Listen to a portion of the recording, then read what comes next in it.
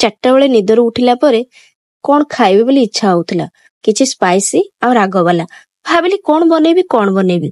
Sweet corn ଆଣିଥିଲେ, କାଲି ମୁଁ ଗୋଟେ ସିଝେଇକି ଖାଇ ଦେଇଥିଲି, ଆଉ ଗୋଟେ ଥିଲା ତ ଏଟାକୁ ଟିକେ ବଏଲ କରିନେଲି ଛଡେଇବା ପାଇଁ ଭଲ ଭାବରେ।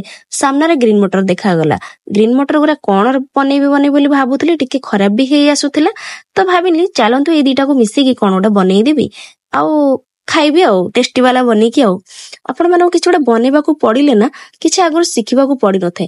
ଆପଣଙ୍କ ମନକୁ ଯାହା ଆସୁଛି ସେଇଟା ଗୋଟେ ମିଶେଇକି ବନେଇ ନିଅନ୍ତୁ ଆଉ ଭଲ ମସଲା ପକେଇକି ସ୍ପାଇସି କରିଦିଅନ୍ତୁ, ଟେଷ୍ଟ କରନ୍ତୁ, ଭଲ ଲାଗିଲେ ତାର ଗୋଟେ ନାଁ ଦେଇ ଦିଅନ୍ତୁ, ହେଇଯିବ ଗୋଟେ ୟୁନିକ୍ ରେସିପି। ସୁଇଟ କର୍ନ ତ ଆଗରୁ ସିଝେଇଥିଲି ଟିକେ ତଥାପି ଗରମ ପାଣି କରିନେଲି ଆଉ ଗ୍ରୀନ ମଟର ଦେଇଦେଲି ସିଝିବା ପାଇଁ, ତା ସହିତ ସୁଇଟ କର୍ନକୁ ବି ପକେଇଦେଲି।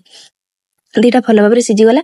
ଆପଣ ମାନଙ୍କୁ ତ ମୁଁ କହିଥିଲି ନା କେତେ ଇଣ୍ଟେଲିଜେଣ୍ଟ ମୁଁ, ତ ଟିକେ କଣ ପାଇଁ ବାହାର କରିବି, ଏକାଥରେ ଫୁଟା ଜାଲି ରଖିଦିଏ, ତା ଦେହରେ ପକେଇଦେଲି, ସବୁ ଯାକ ଛାଣି ହେଇଗଲା। ଆଉ କେବେ ବନେଇବା ପାଇଁ କିଛିଟା ମସଲା ମୁଁ ରେଡି କରିନେଲି। ଗୋଟେ ପିଆଜକୁ ଚପ୍ କରିନେଲି, ତା ସହିତ କିଛିଟା ରସୁଣକୁ ବି ଚପ୍ କରିନେଲି, ତା ସାଇଡରେ ରଖିଛି ବଟର, ଜିରା ଗୁଣ୍ଡ, ଧନିଆ ଗୁଣ୍ଡ, ଆଉ ମେନ୍ ଆକର୍ଷଣ ହଉଛି ଆ ଦେହରେ ଗ୍ରୀନ ଚିଲି।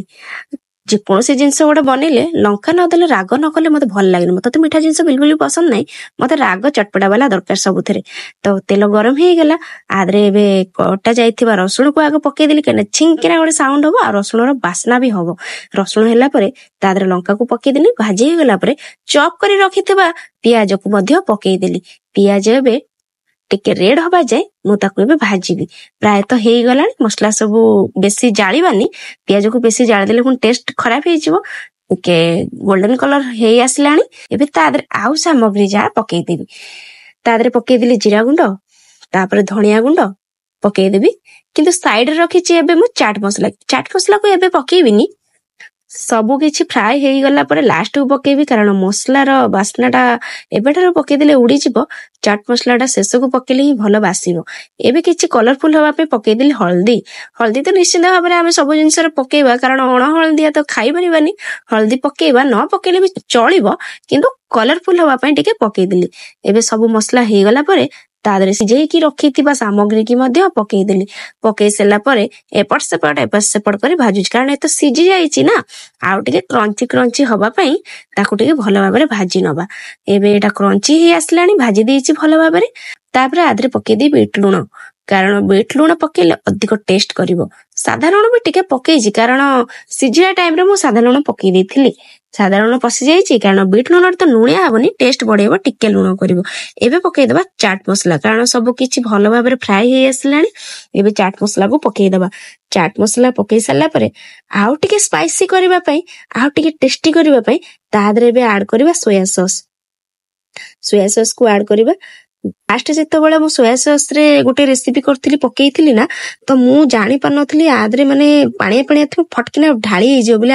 ତ ମୁଁ ଫାଷ୍ଟରେ ତ ବହୁତ ସାରା ଢାଳି ଦେଇଥିଲି, ତେବେ ମୁଁ ଜାଣି ଯାଇଛି ଯେହେତୁ ଏବେ ମୁଁ ଚାମଚର ବ୍ୟବହାରରେ ପକେଇବି। ଚାମଚରେ ମାପିକି ପକେଇବି, ଅଧିକ ବି ଢାଳି ହବନି, ଠିକ ଭାବରେ କ୍ୱାଣ୍ଟିଟି ଟା ପଡିବ। ଚାମଚରେ ତ ପକେଇଦେଲି ସୋୟା ସସ୍, ଏବେ ଆଦେହରେ ପକେଇବି ଟମାଟୋ ସସ୍।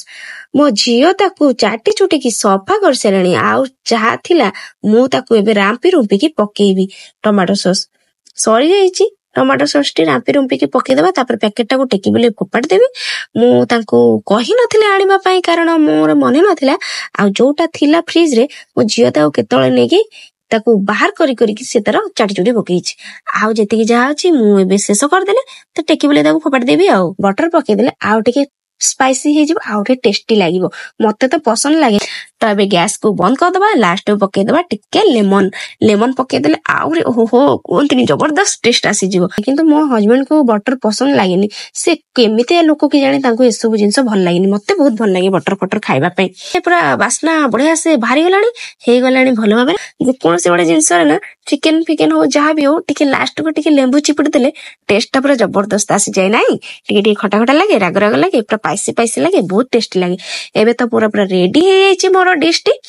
ଆର କଣ ନାଁ ଦେବି ମୁଁ ଜାଣିନି, ଆପଣ ମାନେ ଗୋଟେ ନାଁ ଭାବିକି ଦେଇ ଦିଅନ୍ତୁ, ମୁଁ ସେଇ ନାଁଟି ରଖିଦେବି। ଆଉ ଦେଖିବା କାହା ନାଁଟି ମତେ ପସନ୍ଦ ଆସୁଛି, ମୁଁ ସେଇ ନାଁ, ଏଇ ଡିsh ଟିର ନାଁ ରଖିଦେବି। ମୁଁ ଭାବି ପାରୁନି ଏ ଯେ କଣ ନାଁ ଦେବି ବୋଲି। ଆପଣ ମାନଙ୍କ ଉପରେ ମୁଁ ଛାଡି ଦେଇଛି, ମାନେ ଅପେକ୍ଷାରେ ରହିଛି ଆପଣ ମାନେ କେତେବେଳେ କମେଣ୍ଟ କରିବେ, ସେଇ ନାଁଟିକୁ ମୁଁ ଦେବି।